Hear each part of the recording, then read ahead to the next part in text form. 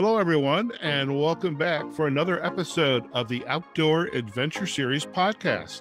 The Outdoor Adventure Series celebrates individuals and families, businesses, and organizations that seek out and promote the exploration, stewardship, conservation, and access and enjoyment of the great outdoors. Our guest today is Vernon Smith.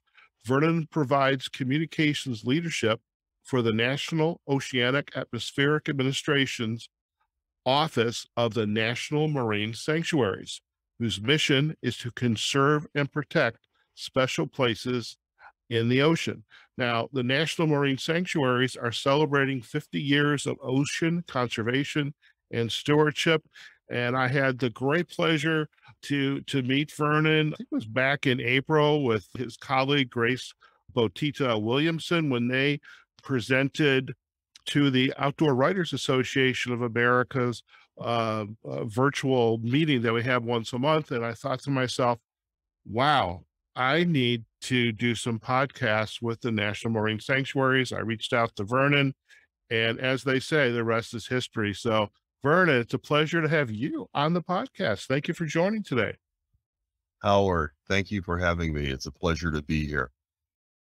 You know, when I was listening to the presentation back in April that Grace had presented, I swear this light bulb just went off in my head. And I know I had messaged you during the conference, during this meeting, hey, I'd love to chat with you about having you guys on the podcast. And at first I was thinking, yeah, one podcast episode, but then having this conversation with you, the idea that, maybe the Outdoor Adventure Series, the podcast, we can help celebrate this 50-year milestone of the National Marine Sanctuaries. And so I'm grateful that you were at least open to have that conversation. So thank you.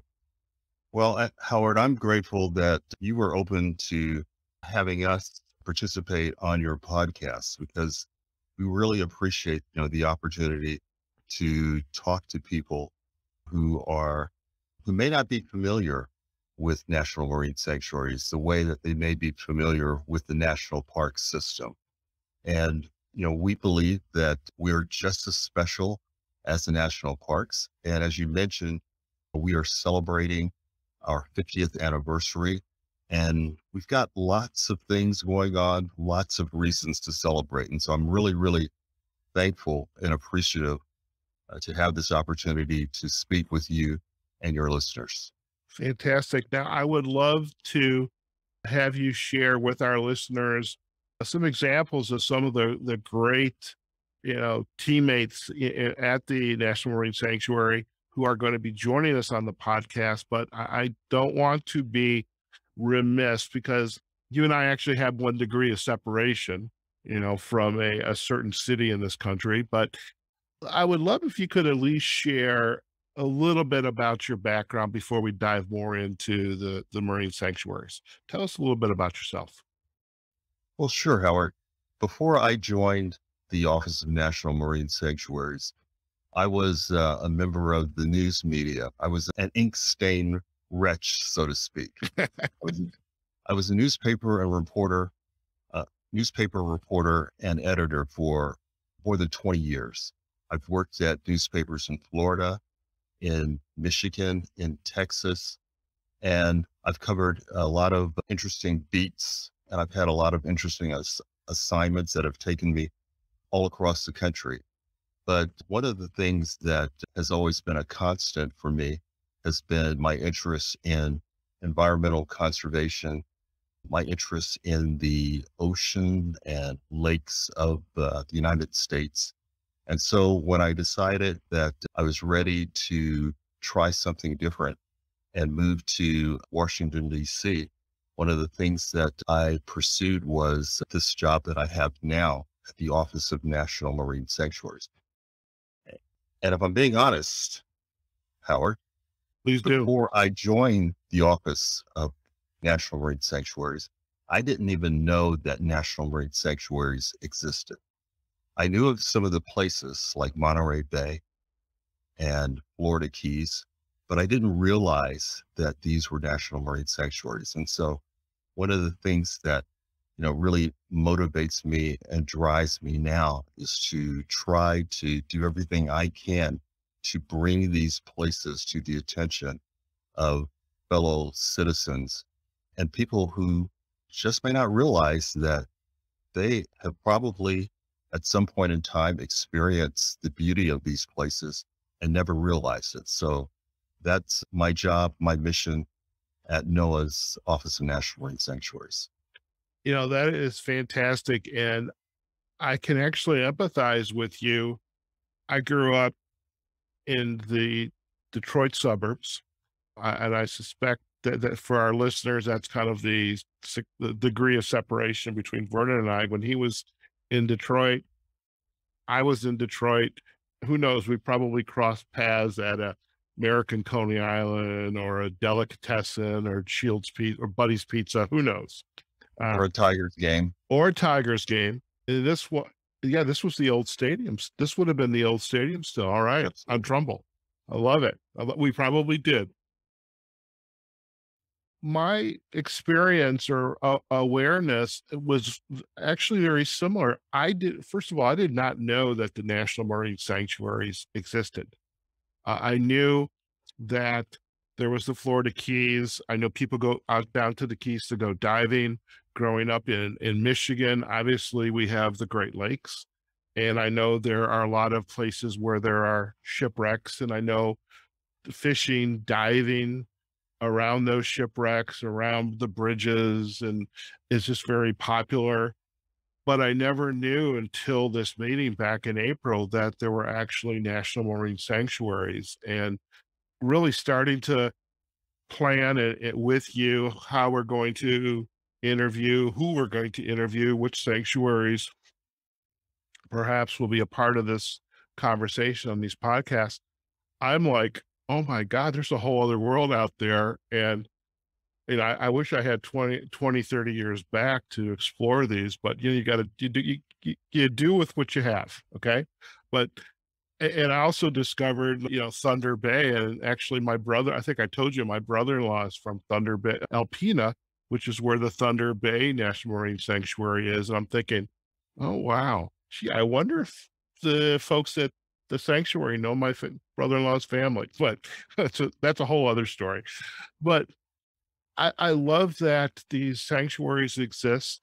I love the fact that this conservation and stewardship, as well as recreation, is intertwined with each other. You have all of these, and for our listeners, we were able to kick off our first interview. It's not been published yet, with Michelle Johnson, who's down at Flower Garden Banks Sanctuary, which is in the Gulf of Mexico. We know because of climate change, many of these sanctuaries are, perhaps they're healthy today, but with climate change, there's a possibility they're going to get stressed. And the scientists like Michelle and others who will be on the show, they're deeply concerned about that. And so there's programs in place. And so, Vernon, I love the fact that not only are we going to learn about the National Marine Sanctuaries, talk about how with the guests who will be coming on this 50-year anniversary celebration, how that's being celebrated. But also, as you had said, first and foremost, let's educate and inform, make people aware that these sanctuaries exist. So again, thank you for your willingness to kind of entertain this conversation. I appreciate it. Well, Howard, I really do appreciate having this opportunity because, National Marine Sanctuaries belong to all of us, and, they're sources of great pride, and they're places that all of us can go to experience the power and the beauty of the ocean and the Great Lakes. And I think that's what makes National Marine Sanctuaries so special. Currently there are 15 National Marine Sanctuaries and 2 Marine National Monuments that span more than 620,000 square miles of ocean and Great Lakes, from Washington State to the Florida Keys, and from Lake Huron, Alpena, to American Samoa. And I think for avid outdoor enthusiasts like myself, like yourself, there are any one of these spots is an opportunity to not only to explore and learn, take the family, enjoy being outdoors, and again, just raising the awareness that they're out there, and make plans to visit them if you can. And I love that. Now, I alluded to that we first met Grace Batita Williamson when she was on our conversation with the Outdoor Writers Association of America, our monthly call back in April. You were on the call, and I hopefully will have Grace on the podcast as well. I know this week, we had the conversation with Michelle Johnson from Flower Garden Banks. I don't know if it's set in stone yet, but can you give us perhaps an inkling of who else we might be interviewing during these podcast episodes? Oh, for sure. So in addition to Michelle Johnson, she's a research coordinator at Flower Garden Banks, which is the only National Marine Sanctuary in the Gulf of Mexico. We've got a really exciting lineup of speakers for future podcasts. Dr. Leela Hatch is a research ecologist with our Science and Heritage Division. And one of the things that's really interesting about Dr. Hatch is that her research focuses on ocean sound and acoustics. She is interested in better understanding how sound and noise affects marine life across the sanctuary system. And more important, or equally important, she's interested in trying to help us as a society come up with solutions that will, improve the lifespan for many of the marine animals that live in the ocean. If you think about it, you think about a lot of marine animals, they depend on sound in order to communicate, in order to thrive, to reproduce. And so it's important that they be able to, do these things in a way that will allow them to, continue to exist. Sure. Another guest who will be on a future podcast is Joseph Hoyt. Joseph Hoyt is our Maritime Heritage Director. And he is interested in, his work sort of focuses on the America's past as a seafaring nation. Now, you might not realize this, but, the greatest, collection of the relics that represent our past as a seafaring nation, lie at the bottom of the sea and lakes in our National Marine Sanctuaries. And so, the National Marine Sanctuaries, we protect these sites. And not only are we working to protect these sites, we're working to make these sites accessible to the public so that if you're a scuba diver, at many of our sites, we've installed these mooring buoys so that divers they don't have to worry about trying to anchor in the water. They can just tie off on these mooring buoys and then dive to the shipwreck. This is one of the things that we do to try to, again, make the wrecks accessible and also protect these wrecks for future generations of divers to enjoy. Mm-hmm. Jeff Gray, Howard, you mentioned Thunder Bay National Marine Sanctuary. Well, Jeff Gray is the superintendent there, and we'll be talking to Jeff because Thunder Bay National Marine Sanctuary was the first National Marine Sanctuary that was established in the Great Lakes along the shores of Alpena, Michigan. Interesting thing about Thunder Bay is that it includes, this heavily trafficked stretch of water that was infamous for unpredictable weather, murky fog banks and sudden gales and rocky shoals. So it became a place where a number of shipwrecks reside. And at this point, more than 100 shipwrecks have been discovered. And we estimate that there are an additional 200 more shipwrecks that are likely in the sanctuary. What's interesting also is that because of the Lake Huron's cold waters, clear waters, it has helped preserve these shipwrecks. So when you're a diver and you go explore Thunder Bay National Marine Sanctuary, in many respects, it's like going back in time, and which divers tell me who've been to the sanctuary say that it's just an amazing experience. Wow, that's fantastic. I almost feel like I'm gonna have to get in a plane and go up, because I may go back home, at least once or twice a year. I mean, Alpena's only, I don't know, 6 hour drive from Detroit, so who knows? I may just show up at Jeff's doorstep. I'm sure they'll have the coffee on and ready to show you around. There you go. There you go. Fantastic. Now, I know we've arranged a podcast episode with John Armour, who's the director of the Office of National Marine Sanctuaries. So that's exciting to be able to pull him away from what I'm sure is a very busy job like yours to chat with us. John is a really nice guy, really sharp guy, and he's very, very committed to the mission of National Marine Sanctuaries. He's been with NOAA for about 22 years, and he's served in several positions at the Office of National Marine Sanctuaries. John he's responsible for our strategic vision, and he'll be talking to listeners about, a lot of the work that we do with our research partners, our education partners, our sanctuary advisory councils, and I'm sure he'll also get into the sanctuary nomination process.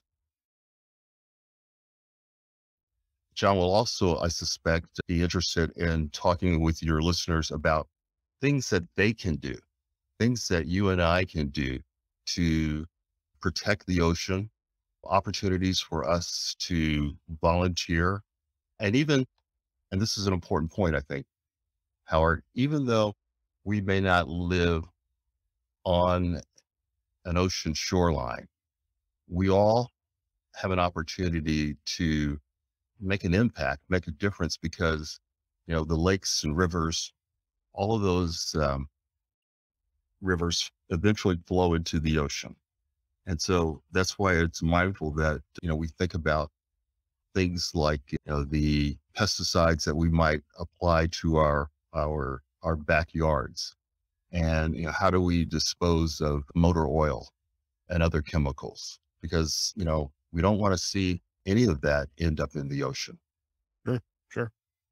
Fantastic. Well, we're definitely looking forward to having that conversation with John. I'm sure there's probably a couple others in the wing that we just need to confirm, but, I appreciate you, sharing a sampling of who some of our guests are going to be. And again, I appreciate the time you're taking to share really this special project with our listeners, because I'm very excited. I can't wait. And before we head out, I do have a couple questions for you. I mean, because I really want to, go a little deeper with you for the benefit of our audience. I mean, you are an accomplished journalist, and now this wonderful opportunity that you've had for a number of years, being responsible for media coordination and leadership as a communicator for the National Marine Sanctuaries, which is a part of NOAA. What are some of your aha, or perhaps one aha moment that you have in your career once you've made the shift from, the print media journalism to working for an organization like the National Marine Sanctuaries? What's one of your aha moments?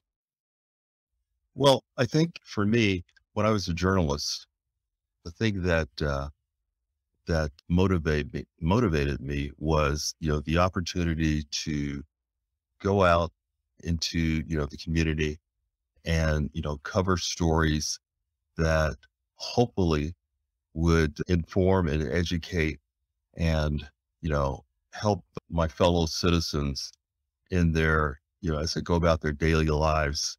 And here, the mission is in many respects quite the same, in that the jobs that I do, the job that I have and the work that my colleagues at the Office of National Marine Sanctuaries do every day. You know, we are motivated because this is something that is bigger than us, bigger than, it's not about us as individuals. We are inspired to want to make the planet a better place, to improve the fortunes of the creatures and ecosystems that we are entrusted to protect. So that's one of the things that motivates me. And this really, I think, struck home for me about 5, 6 years ago. I had an opportunity to join some of the researchers at Stellwagen Bank National Marine Sanctuary off of Boston as they were out in the sanctuary doing some humpback whale research. And Howard, one of the most humbling things that I've ever experienced happened when there was a humpback whale and its calf. And the calf approached our research vessel, came right alongside it and looked at us. And, when you're looking at this calf, which is, the calf itself was at least, 30, 40 foot long. And that's just the calf.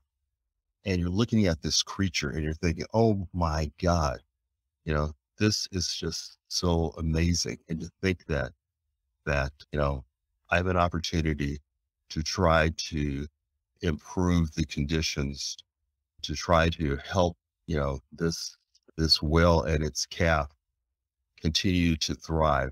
I mean, that is so humbling. And that's what makes, the work that we do so rewarding.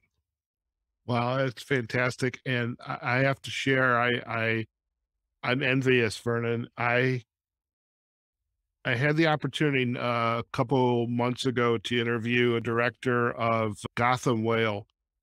They're up in New York City, and they do research on behalf of some of the research institutes, because they take people like you and I out and go whale watching. And who knew that there was, humpback whales in New York City?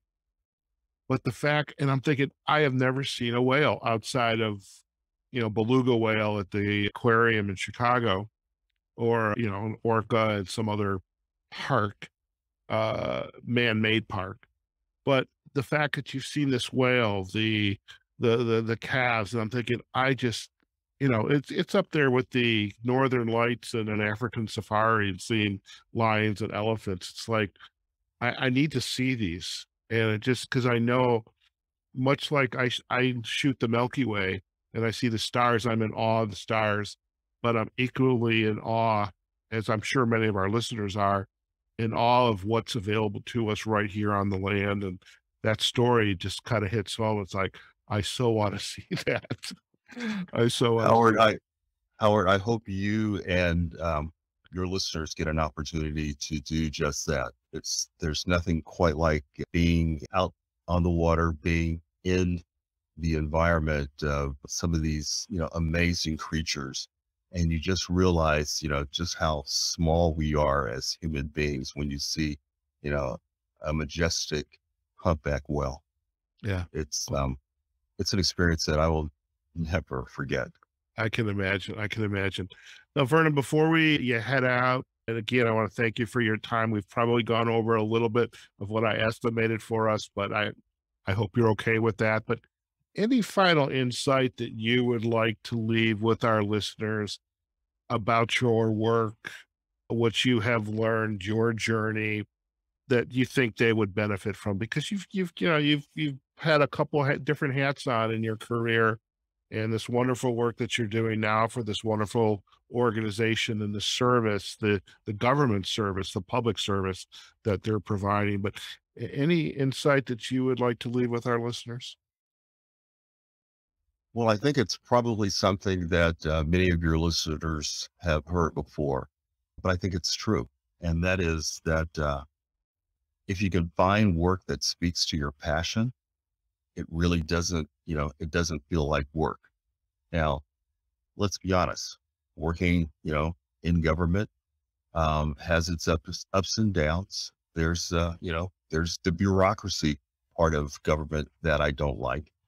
But all in all, I feel like I'm very, very lucky because I really enjoyed my career as a journalist, and I'm having a lot of fun working as a communications coordinator for NOAA and the Office of National Marine Sanctuaries. And I've been lucky in that I've been able to use many of the same skills that I had back in my journalism career, reporting, writing, editing.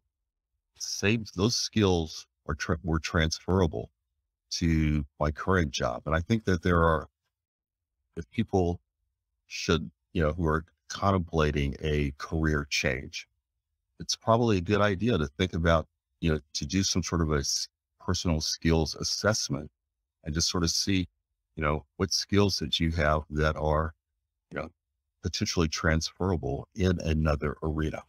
Sure. One of your sister agencies, the Department of Labor, and they have a service called ONET, O*NET, and they have an assessment right there that does just that.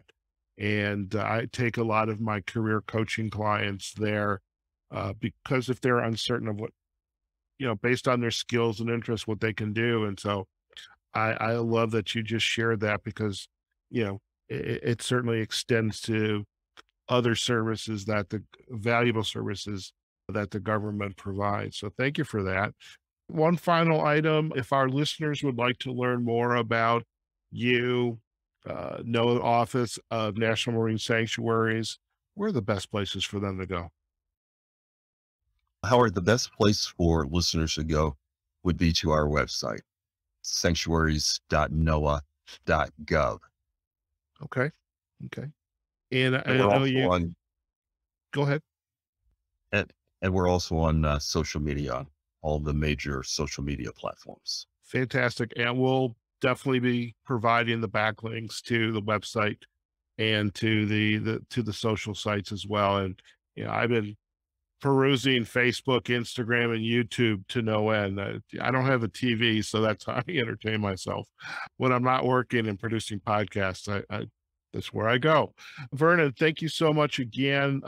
One, for taking time out of what I know is your busy day to chat with us here on the Outdoor Adventure Series. And most of all, really for just being open to this opportunity that I'm extremely grateful for, which is to help the NOAA Office of the National Marine Sanctuaries celebrate their 50 years of ocean conservation and stewardship, and helping me put this together. So thank you. Thank you, Howard. It's been a real pleasure. Very good. Very good. Thanks. Well, listen, stay on the line. We're going to do a quick close and you and I can have a quick final chat. Okay. Sounds good. All right, folks, we have just been chatting with Vernon Smith, National Media Coordinator at NOAA's Office of the National Marine Sanctuaries. And boy, what we have in store for you. I don't know exactly how many episodes we're going to end up with, but you are definitely, by the end of the series, going to be aware of the National Marine Sanctuaries. And so wherever you live in the United States, including Alaska and Hawaii, the territories, you're going to know about NOAA. In fact, even folks all in other parts of the world are going to know about NOAA and the National Marine Sanctuaries. Really excited about the guests that will be joining us. And really, this episode with Vernon was really for the purpose of kicking this off. We'll have this episode up pretty quickly, and then we're going to follow up with our episode we had with Michelle Johnston, a research ecologist at the Flower Garden Banks National Marine Sanctuary. And then, in the coming weeks, we'll have more, obviously. And really, in the meantime, do go out to the website at sanctuaries.noaa.gov so you can learn more about the National Marine Sanctuaries, and also check the hyperlinks that we're going to provide back to their Facebook, Instagram, YouTube pages, and any other social sites that they are on. So if you enjoyed today's episode, do let us know. You can visit us on our website, outdooradventureseries.com, our LinkedIn and Facebook pages for the Outdoor Adventure Series episodes. And also we are on every, and I do mean every, podcast directory. So wherever you consume your podcasts, just check out the Outdoor Adventure Series and you will find us. So like us, the episode, share it, comment on it. We definitely want to hear your thoughts on this as well. Okay, folks, wherever you are, whatever you're doing, go out there, have a phenomenal day. Take care of yourselves, your family, and we will see you on a future episode of the Outdoor Adventure Series podcast. Take care now.